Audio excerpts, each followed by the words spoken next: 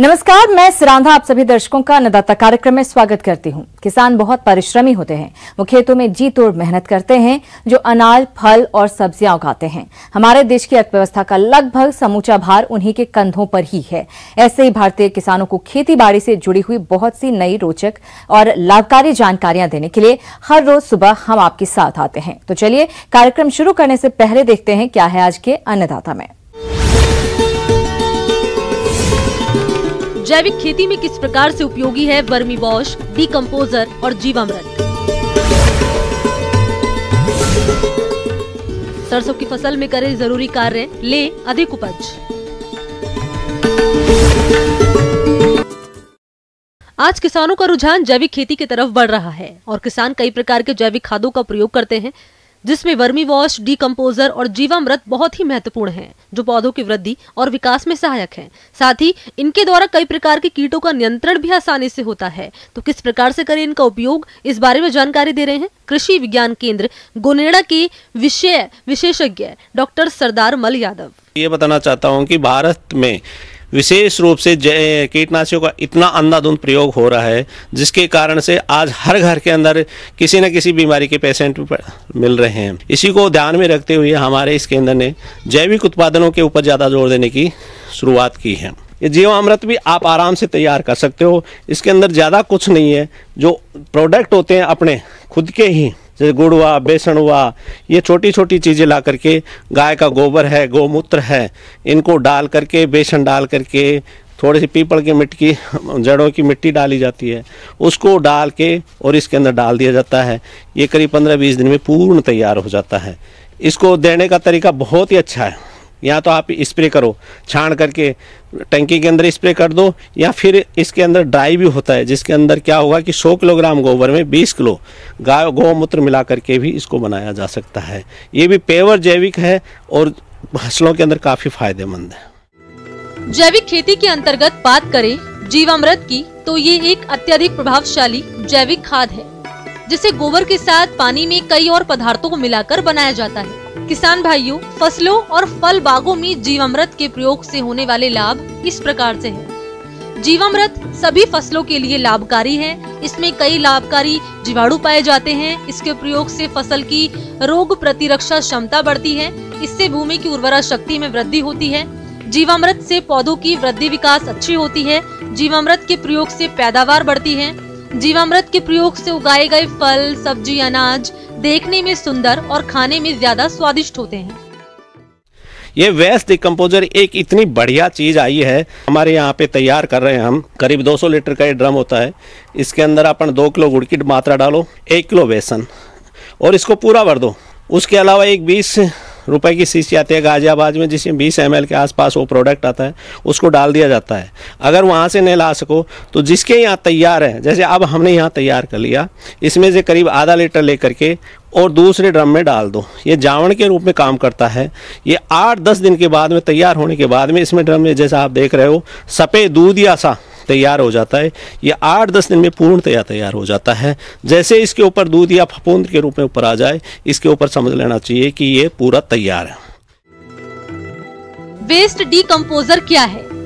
Waste decomposer देसी गाय के गोबर से निकला गया सूक्ष्म जीवों का संघ है, जिसमें सभी प्रकार के कार्बनिक पदार्थों के अपघटक सूक्ष्म जीव सम्मिलित होते हैं। इसकी 30 ग्राम की बोतल होती है और कीमत 20 रुपए प्रति बोतल है, जिसे राष्ट्रीय जैविक खेती केंद्र से सीधे या किसी क्षेत्रीय जैविक खेती केंद्र से आसानी से प्राप्त किया जा सकता है। 20 लीटर वेस्ट डीकंपोजर घोल में 2 किलोग्राम गुड़ मिलाते हैं और 20 लीटर पानी मिलाते हैं।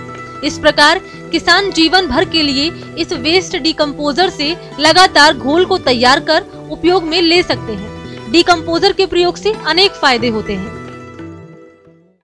ये वेस्ट डिकम्पोजर एक इतनी बढ़िया चीज़ आई है, जिसके अंदर किसान भाई अगर इस फसल को के अंदर टाइम से देते रहें, तो ये आपके अंदर सभी जितने भी रासायन दे रहे हो, जितने भी उर्वरक दे रहे हो, उनके अंदर ये रामबाण का काम करती है। क्योंकि वेस्ट डिकम्पोजर जैसा नाम से ही प्रचलित है कि इसको जितने भी वेस्ट चीज़ें खेत के अंदर पड़ी हुई हैं, उनको अवेलेबल फॉर्म में कर देता है। क्योंकि खेत के अंदर अपना जितना भी कूड़ा करकट जो भी डालते हैं, या गोबर की खाद जो भी डाल रहे हैं, वो डिकम्पोज नहीं हो पाती। इसके अंदर जीवाणु होते हैं। ये जीवाणु ज़मीन में जा कर के और इसको डिकम्पोज कर देते हैं। इसके बाद में आपको जैसे सुविधा हो, खाली खेत हो तो खाली खेत के अंदर आप स्प्रे कर सकते हो। अगर खाली खेत नहीं है तो उसके अलावा जैसे खड़ी फसल है, फसल के ऊपर स्प्रे कर सकते हो, या फिर फंवारे के रूप में, जैसे फंवारे के रूप में आगे चला दिया, स्प्रे कर दिया, उसके अंदर डाल दो। तो ये गारंटेड है कि जिस प्रकार से सब्जी के अंदर आजकल जो हमारे किसानों की रिपोर्ट आ रही है उसके अनुसार ये है कि कम से कम आधा खर्चे की बचत हो रही है और फसल में जैविक रूप में पूर्णतया ये कामयाब है। वर्मीवाश, ये वर्मीवाश कुछ नहीं है, आपको जो वर्मी कंपोस्ट बनाते हो उसी के अंदर जो केचुए का वेस्ट होता है उसी का पानी फॉर्म में आकर के नीचे ठूंठी से अपन निकाल के इकट्ठा किया जाता है और इसी को स्प्रे कर दिया जाता है। ज्यादातर किसान अपनी फसलों में लगने वाले कीटों से बचाव के लिए रासायनिक कीटनाशक दवाओं का इस्तेमाल करते हैं, जो न सिर्फ वातावरण को बल्कि हमारी सेहत को भी नुकसान पहुंचाता है। अगर किसान भाई इसकी जगह पर जैविक कीटनाशक और दवाओं को इस्तेमाल करें तो इससे न सिर्फ पर्यावरण और हमारी सेहत पर अच्छा असर पड़ेगा बल्कि किसान का पैसा भी बचेगा, क्योंकि किसान इसे खुद ही अपने घर पर आसानी से तैयार कर सकते हैं। तो एक नजर डालते हैं जैविक कीटनाशक बनाने की विधि, फसलों में प्रयोग और लाभ के बारे में। जैविक कीटनाशी तो रामबाण चीज़ हो रही है कि अगर इसका किसान उपयोग करने लग जाए तो बाजार में उसको जाने की ज़रूरत नहीं होगी और न डॉक्टर के पास बीमारी के लिए जाने की ज़रूरत होगी, क्योंकि इसके अंदर केवल प्राकृतिक चीज़ें ही काम में ली जाती हैं। जिस प्रकार से अपना आंकड़ा, धतूरा, नीम की पत्तियाँ, खेप, जो भी प्रकृति में मिले अनुपयोगी चीज़ें उनको सबको डाल दिया जाता है। उसके बाद में इसके अंदर गौमूत्र, अगर गौमूत्र मिल जाए तो बहुत ही बढ़िया चीज़ है, उसको पैक करके आप रख दो, करीब 1 महीने में पूर्णतया जैविक तैयार हो जाता है। और इसका प्रयोग करीब आधा लीटर, एक 15 लीटर के जो अपने पेट में स्प्रे करने वाला होता है उसमें डाल के स्प्रे कर दिया जाए। 15 से 20 दिन के इंटरवल पे इसका स्प्रे किया जाता है, तो ये किसी भी कीटनाशक या बीमारी को नहीं लगने देती है। इसलिए अगर किसान भाई इन जैविक चीज़ों का उपयोग करेंगे तो आजकल जो बीमारियां हो रही हैं, खान पान में जितनी भी चीज़ें आ रही हैं, अपना स्वास्थ्य तो सुधरेगा ही, साथ साथ अपने समाज का सुधरेगा और इकोनॉमी पे भी काफ़ी प्रभाव पड़ेगा। किसान भाइयों, अभी तक आपने खेती से जुड़ी हुई कुछ उपयोगी जानकारियां देखी। अब लेते हैं एक छोटा सा ब्रेक, जल्द लौटेंगे। कार्यक्रम में और भी है खेतीबाड़ी से जुड़ी हुई महत्वपूर्ण जानकारियां। आप बने रहिए हमारे साथ।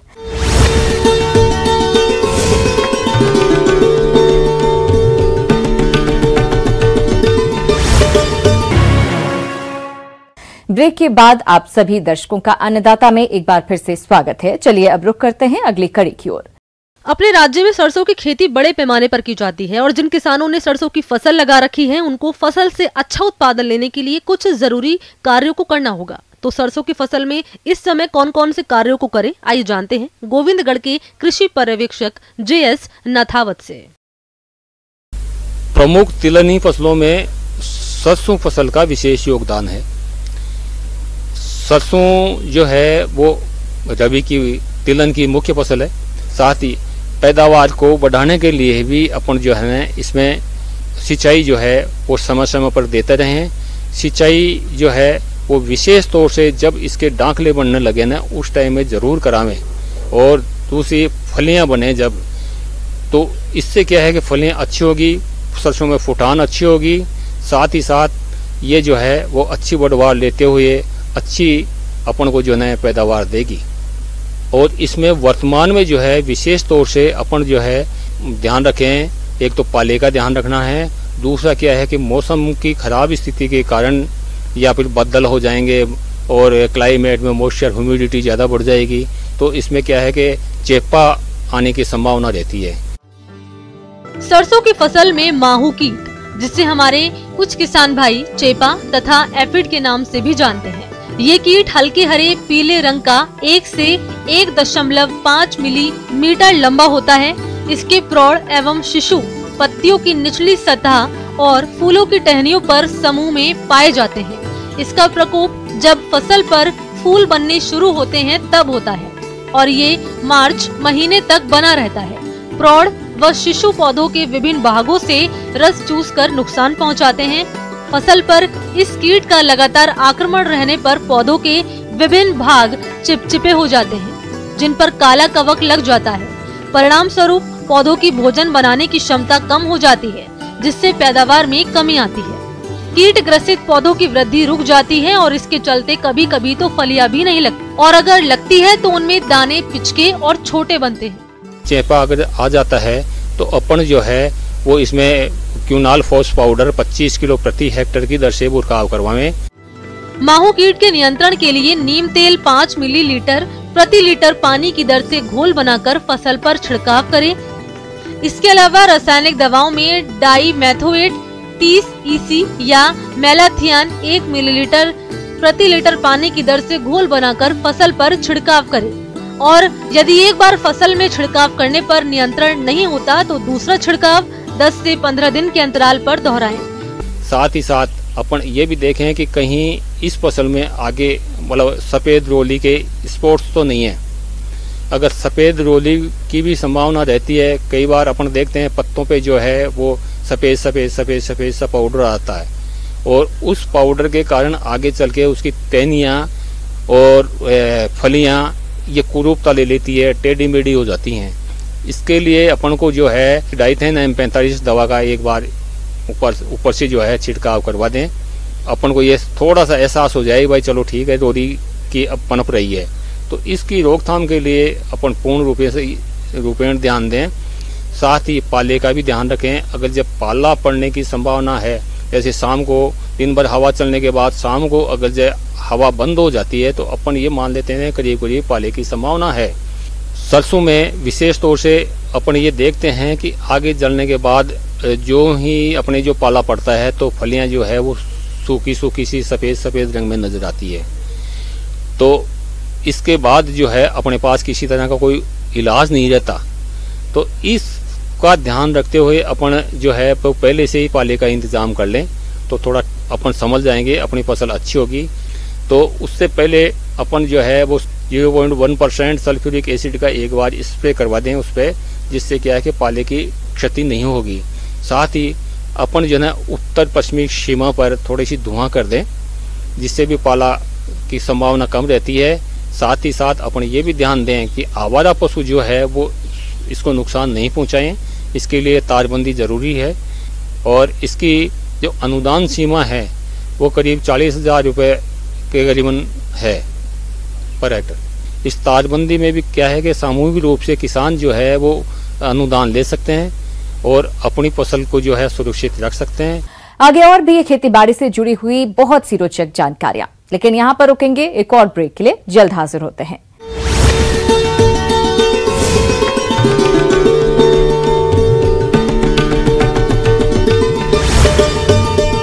ब्रेक के बाद एक बार फिर से आप सभी दर्शकों का अन्नदाता कार्यक्रम में स्वागत है। बढ़ते हैं अगली प्रस्तुति की ओर।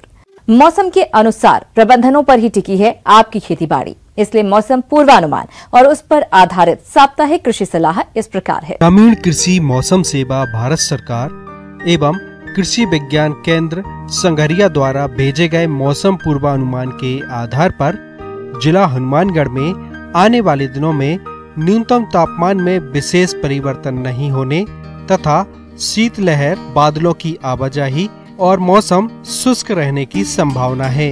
इस दौरान बरानी क्षेत्र में पाला जमने की संभावना है। अगले 5 दिनों के दौरान अधिकतम तापमान 16 से 21 डिग्री सेल्सियस और न्यूनतम तापमान 3 से 7 डिग्री सेल्सियस के बीच रहने की संभावना है। वर्तमान मौसम की परिस्थिति को देखते हुए किसी भी परिवहन के दौरान, ड्राइविंग या आउटिंग के दौरान सावधानी बरतें। फसल को पाले के प्रभाव से बचाने के लिए किसान दोपहर के समय जब पत्तियां सूखी हों तब 1 मिलीलीटर गंधक का तेजाब या डाईमिथाइल सल्फो ऑक्साइड प्रति लीटर पानी में घोल बनाकर प्रति बीघा 100 से 125 लीटर घोल का छिड़काव करें।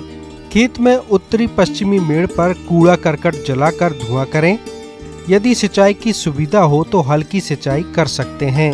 खड़ी फसलों में दीमक की रोकथाम के लिए नीम का तेल 1 लीटर प्रति बीघा के हिसाब से सिंचाई के पानी के साथ दें। आलू की फसल में उर्वरक की मात्रा डालें तथा फसल में मिट्टी चढ़ाने का काम करें।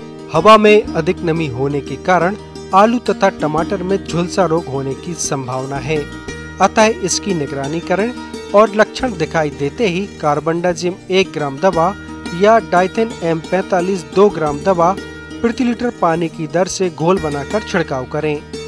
गोभी वर्गीय सब्जियों में पत्ती खाने वाले कीट की निरंतर निगरानी रखें। संख्या अधिक होने पर स्पेनोसाइड दवा 1 ml प्रति 3 लीटर पानी में घोल बनाकर छिड़काव करें। किसानों को कीटनाशक, फफूंदनाशक आदि का छिड़काव करते समय आवश्यक उपाय करने चाहिए। मुर्गीशाला में उचित तापमान बनाए रखने के लिए भट्टी अथवा बिजली वाली भट्टी का इस्तेमाल करें। इसके लिए मुर्गी फार्म में अमोनिया का स्तर 25 ppm से कम बनाए रखें। साथ ही तापमान को 20 डिग्री से कम न होने दें। मुर्गियों के आवास में उचित बिछावन दिया जाना चाहिए एवं बिछावन की मोटाई आधा इंच बढ़ा देनी चाहिए। मत्स्य पालकों को सलाह दी जाती है कि तालाब में पानी का लेवल 6 फीट से कम न रखें। सर्दियों में तालाबों में पानी का लेवल कम होने से मछलियां मरने की संभावना बढ़ जाती है। तालाबों में नियमित रूप से पूरक आहार देवें। सर्दी के मौसम में पशुओं को सूखा चारा रात को मिलाकर खिलाएं। ऐसा करने से पशुओं को ठंड कम लगेगी। सर्दी के दिनों में 2.5 से 3 महीने तक के कट्टे व बछड़ों को 23 से 30 ग्राम नौसादर अवश्य खिलाएं। ऐसा करने से पशुओं में पेशाब के बंधे की समस्या से निजात हो पाता है तथा सर्दी से बचाव भी होता है। सर्दी के मौसम में पशुओं को हल्का गुनगुना पानी पीने को दें।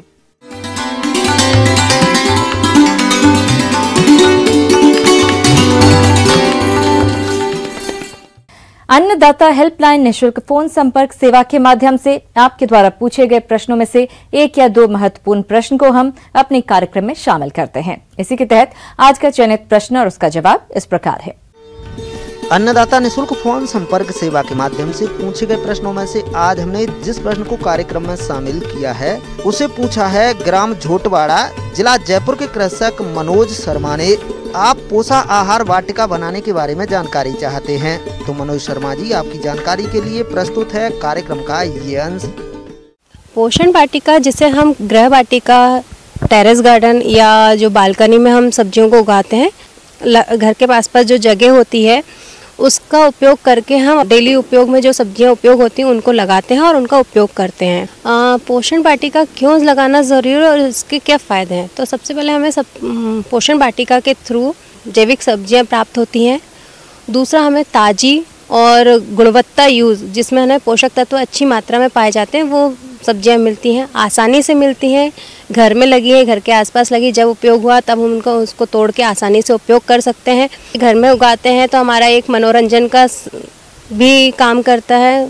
हम पोषण वाटिका में कौन कौन सी सब्जियां लगा सकते हैं, जैसे कि है ना, पत्ते वाली सब्जियां भी लगा सकते हैं, जैसे पालक है, मेथी है, चौलाई की भाजी है, सरसों है, चने की भाजी, इस तरह की हम भाजियां भी लगा सकते हैं। मौसम के हिसाब से जो सब्जियां लगना चाहिए, जैसे अभी हमारे पास ठंड है, ठंड में हम जैसे बैगन है, टमाटर है, आलू है, प्याज है, मिर्ची है, गाजर है, मटर है, धनिया है। बीज वाली सब्जी में सेम, बल्लर, बरबटी ये भी लगा सकते हैं। बेल वाली सब्जियां हैं, लौकी, गिलकी, तोरई ये लगा सकते हैं।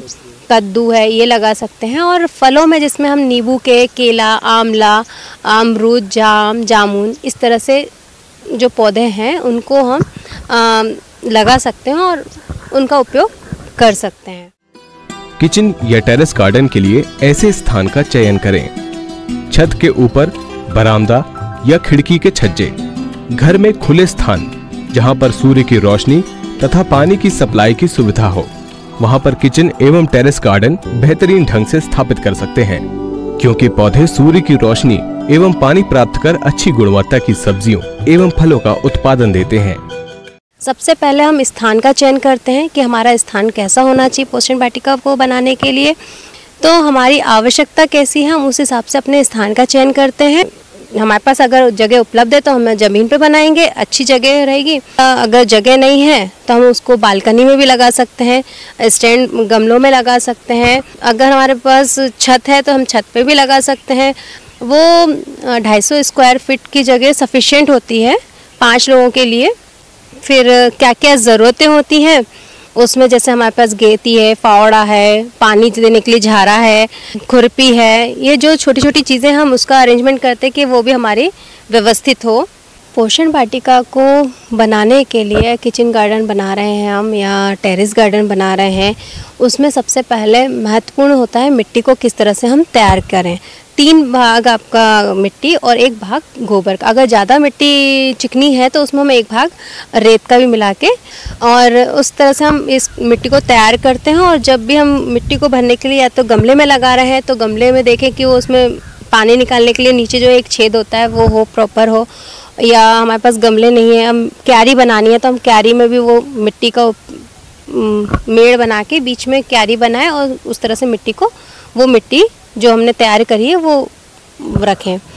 और फिर अगर हम उसको, हमारे पास गमले नहीं है, हम जो कैन में लगा रहे हैं, प्लास्टिक ड्रम में लगा रहे हैं, ऐसी व्यवस्था भी नहीं होती तो हम ग्रो बैग का यूज़ कर सकते हैं जो कि अलग अलग साइज़ के भी आते हैं। तो हम अपनी सुविधा के अनुसार जो हमें पौधे लगाने हैं उसके अनुसार 1 किलो, 2 किलो, 4 किलो, 5 किलो अपनी सुविधा के अनुसार उसका उपयोग कर सकते हैं। तो बीज हमें एक अधिकृत जो बीज मिलते हैं, प्रचलित दुकान है, वहाँ से हमें बीज का उपयोग लेना चाहिए। और अगर हम रोप लगा रहे हैं तो उसको भी हम नर्सरी से या खुद भी तैयार करके पोषण वाटिका में उसका उपयोग कर सकते हैं। अब कंटेनर और गमलों में लगे पौधों का देखरेख करना नितांत आवश्यक है। पौधों की सिंचाई मौसम, पौधे का प्रकार एवं आकार तथा कंटेनरों के आकार पर निर्भर करता है। गर्मी में पौधों को पानी की नितांत आवश्यकता होती है। गर्मी के मौसम में दिन में 2 बार पौधों को सिंचाई करना चाहिए। आवश्यकता से अधिक पानी भी पौधों को नुकसान पहुंचा सकता है, इसलिए सिंचाई में संतुलन बनाए रखना चाहिए। सिंचाई ऊपर की 1 इंच की मिट्टी खरोच कर देना चाहिए। यदि मिट्टी नम है तो सिंचाई की आवश्यकता नहीं है, यदि सूखी है तो सिंचाई की आवश्यकता है। पानी जो हम डाल रहे हैं गमले में वो उसमें भरे नहीं, और भरा रहेगा तो हमारे पौधे को नुकसान पहुंचाएगा, इसलिए वो पानी के निकलने की व्यवस्था भी सही हो। जो धूप है उसके लिए हम है ना ग्रीन सेट का भी उपयोग कर सकते हैं, जो जालीनुमा रहती है, जिससे ना रोशनी जो आर पार आराम से जा सके और आसानी से उसको पौधे को धूप मिल सके। इनमें है ना हम जैविक खाद का ही उपयोग करें तो ज़्यादा अच्छा है। वो खुद भी तैयार कर सकते हो, और अगर व्यवस्था नहीं बनती है तो मार्केट से जैसे नर्सरी है खाद मिलती है अच्छी किस्म की, जो वर्मी कंपोस्ट भी रहती है, कंपोस्ट खाद भी रहती है, वो उसका उपयोग कर सकते हैं लाके। सब्जियों की तुड़ाई परिपक्व अवस्था पर तुरंत करना चाहिए, क्योंकि इसी अवस्था पर फल सब्जियां ताजा एवं गुणवत्ता वाली प्राप्त होती हैं, तथा पत्ते वाली सब्जियां जब कोमल रहें तब रोजाना तुड़ाई करते रहना चाहिए। टमाटर की तुड़ाई परिपक्व अवस्था पर करना चाहिए। भिंडी एवं बैंगन की तुड़ाई पूरे आकार धारण कर लें, लेकिन कोमल रहें तब उसकी तुड़ाई करना चाहिए। पोषण वाटिका से पोषण सुरक्षा और कुपोषण को दूर भी किया जा सकता है, उसके लिए भी ज़रूरी है। तो सब्जियां और फल का हमारे पोषण में, हमारी संतुलित थाली में, हमारे स्वास्थ्य के लिए बहुत एक महत्वपूर्ण स्थान है। आइए अब एक नजर डालते हैं राज्य की कुछ चुनी हुई मंडियों के प्रमुख फसलों के बाजार भाव पर।